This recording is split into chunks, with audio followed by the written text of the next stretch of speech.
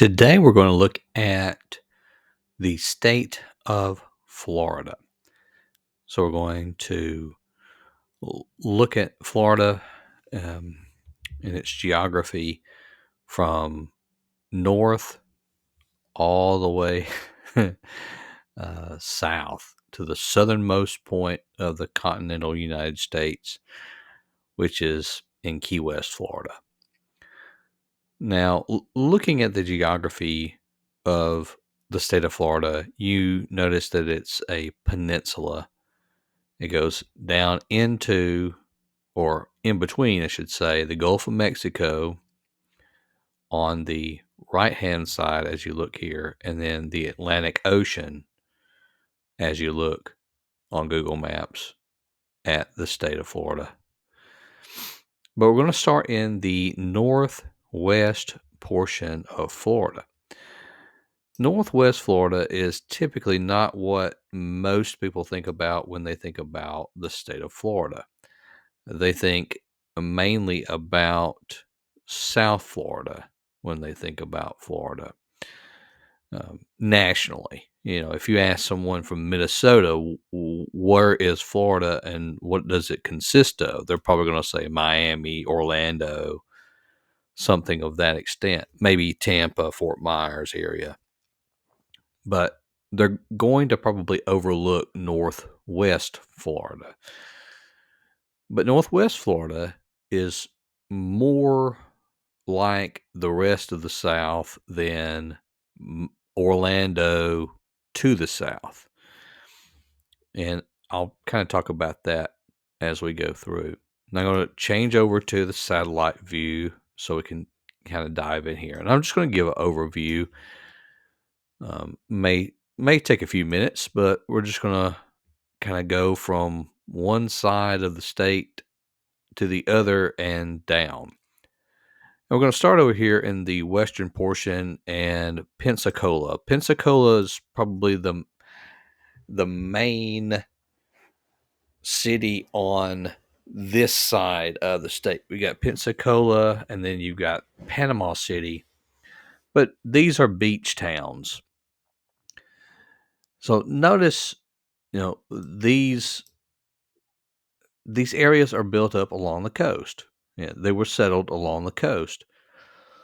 Pensacola settled inland. So when you actually look at the town of Pensacola, it's inland and it's blocked by these barrier islands. So when someone says something about Pensacola, they may mean the town downtown, or they may mean the beach area. And so Pensacola is mainly known for that beach area along the Gulf of Mexico. Now, Pensacola's big claims to fame are that beach area and the large naval base that you have here in Pensacola as well. There's a huge naval presence not only here, but Fort Walton Beach, right down the road at Eglin Air Force Base. So there's a heavy military presence in West Florida. But as I was stating earlier, West Florida is much more like the rest of the southern United States, because you're going to go from Mobile, Biloxi, Gulfport, Pascagoula, Mobile, over into Baldwin County, Alabama, down to Gulf Shores, Foley, and then over to Orange Beach into Perdido Key, which is Florida. And there's not much difference between the people who live in Alabama versus people who live in Florida, this part of Florida. So you've got the beach area, but you've also got a lot of rural area that we really don't think about when we think about Florida. But there's a huge area that is farmland. There's some sod farms down here, other farms as well, but we typically don't think about that in Florida. We think mainly of the beaches, and there's some great beaches. These pristine white sand beaches that we find along the way in western Florida. So along the coast, you have Santa Rosa Island, Okaloosa Island, you got Fort Walton Beach area, Destin, Miramar Beach, on down to Seaside, which is a very iconic town, the town that they filmed The Truman Show in. You got Seaside there, Grayton Beach, down into Seacrest and Rosemary Beach, which is a very nice upcoming place, all the way down into um, Panama City Beach and that area, and the town of Panama City. Much like Pensacola, you have Panama City Beach out here on the coast, and then inland, you have the actual town of Panama City on the Bayside, really.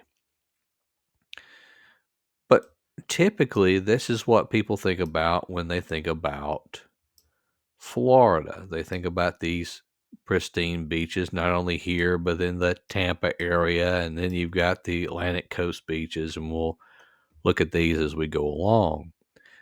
But again, there are some rural areas up into Northwest Florida, even places like the one in Mariana. There's actually a cave that you can go into, and there's caverns that you will find here, the Florida caverns. So you can go down into a cave in Florida. You may not have thought about that, but that's one thing that you can see in Florida. Again, most of this very rural farmland. You could even see it on the map. You've got different areas owned by different people and farmed as well.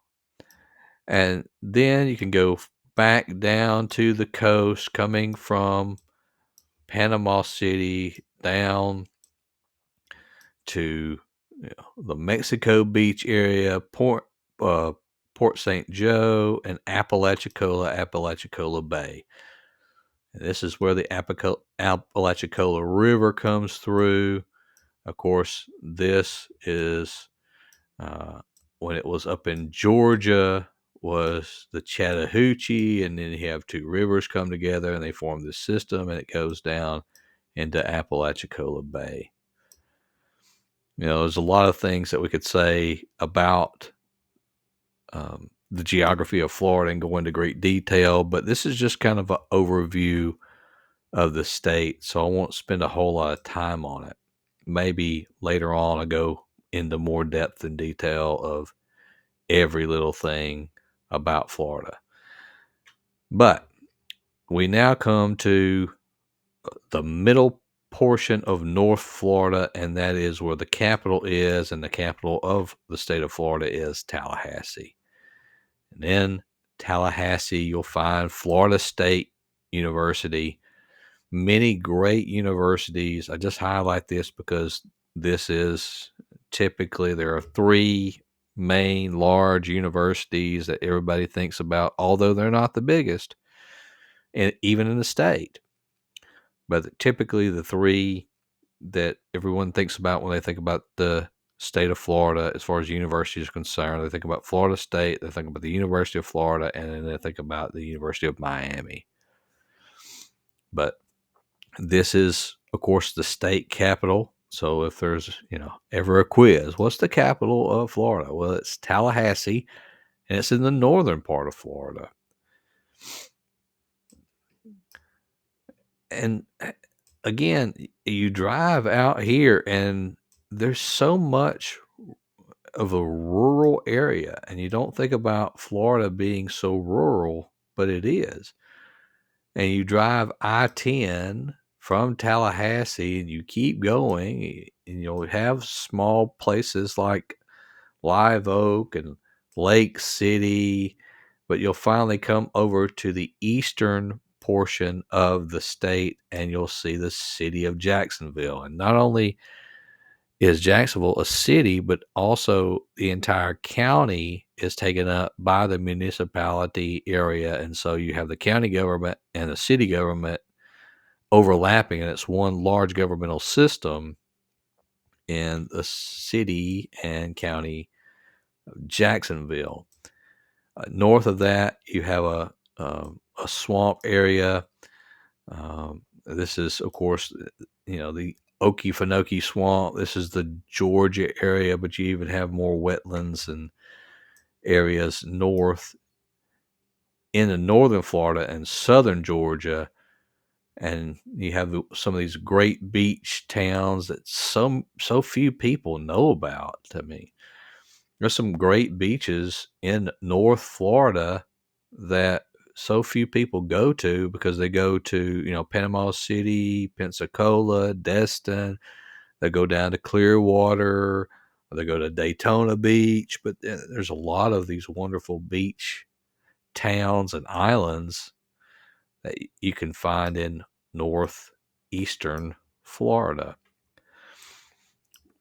And you go on to the Jacksonville Beach area, and then further south, you go to the city with the longest, it's the longest inhabited city in the continental United States, of course, that we have record of, and that's St. Augustine. So it was a Spanish settlement. It was founded well before Florida became part of America, because Florida was controlled by the Spanish. And at that time, part of it was controlled by the French, but mainly it was the Spanish in this area of Florida. So St. Augustine is the major city that's been there that long. And so you've got it, and it's, of course, designated by beach area as well. And it's kind of separated from the two. And you've got the St. Augustine beach area over here. So Jacksonville, St. Augustine, you find in that area. And then you have the St. Johns River coming out. And then you get into another rural area of Florida, and that is this northern part, particularly around, kind of built around the city of Gainesville. This is where the University of Florida is.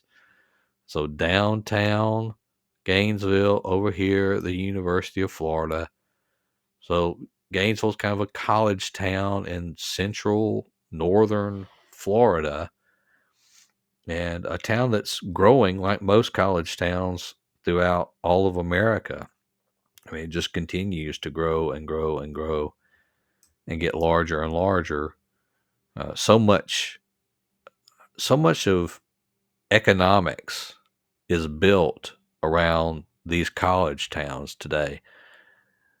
We can have a long discussion, and maybe we will one day, about all the money flooding into college towns, particularly in the last generation that went to college, the large millennial generation, and how tuition skyrocketed, and all these if we build it, they will come mentality came up, and they built it, and they did come, and they're still coming. And so Gainesville continues to grow. But if you'll notice, I mean, it's very, there's not a whole lot around it. And there's a really neat area. If you're ever driving on I-75 south, this Paynes Prairie Reserve in Florida, you actually have buffalo out here in this preserve area. And it's amazing, because you're driving along, and then there's a little rest area that you hit, and you come over the hill here at this rest area, and you just go through just this flat area that looks like you've just been transported into you know, you've been transported out west to the plains for a couple miles. And it's just a really neat area there just south of Gainesville.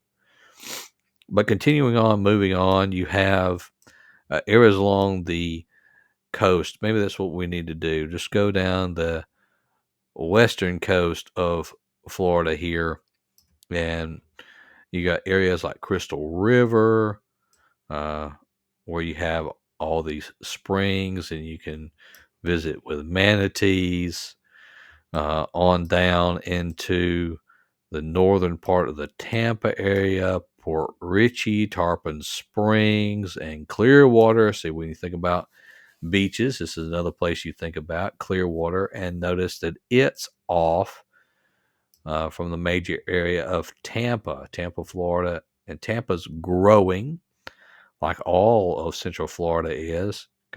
Tampa continues to grow and get larger. And it's kind of the Tampa St. Petersburg metropolitan area, those two connected together over here in the western part, the Gulf side of the Florida Peninsula, down to Venice, into the Fort Myers area and Cape Coral, and all these barrier islands that you have, including Sanibel Island, Fort Myers Beach, on down into Marco Island. And it almost seems to stop here, and then you have the Everglades and Big Cypress across this way. And so now I'm going to go back up Central Florida, and go to the place most of us know about, and that is Orlando. Here's Lakeland, which is another large area, large metropolitan area between Tampa and Orlando. And of course, Orlando continues to grow. You have um, the Universal Resort over here. Also, you have Disney, and I've done an entire video on the overlooking the Disney Resort, uh, the Walt Disney World Resort area and the parks, and I want to go into more detail about that at some point. Uh, Talk about that. You have MCO, which is the major airport here in this area, and now you have the Brightline rail system that runs from here down to Miami, and we're going to do that right now. We're going to go over to the coast and look at what would be, or what is, the Space Coast. So you've got Titusville, you got the Kennedy Space Center, you got Cape Canaveral and Port Canaveral. And so when we think about the space program, this is what we're dealing with here. And one night, um, I was in Orlando at the Orlando Eye, which is downtown Orlando, and we had gone up at the exact same time that a launch was going off over here on the coast, and it was amazing to see that. So there's some neat things that you can see here in Florida. You have Cocoa Beach, which is another huge beach a lot of people go to. Vero Beach down to Fort Pierce. And these barrier islands, again, it just makes Florida um, a great place to be if you just love the beach and love the ocean. There's probably no better place to be in the U.S. than to be in Florida. North of Miami, you have West Palm Beach, and you go down into Boca Raton and Pompano Beach, Fort Lauderdale, Hollywood, and then you get into Miami proper. And of course, you got Miami here. And then there's multiple universities here. You have Florida International, you have the Miami Metropolitan Airport. And so you can see how There's a lot of people who live in this area of Florida, and then you have the University of Miami there as well. And kind of wrapping up, of course, you can't just leave Florida here. We got to keep heading south.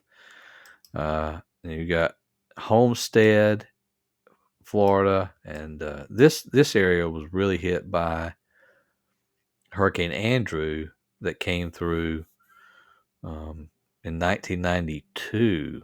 Um, so Hurricane Andrew, of course, Florida's dealt with hurricanes. They deal with hurricanes very often.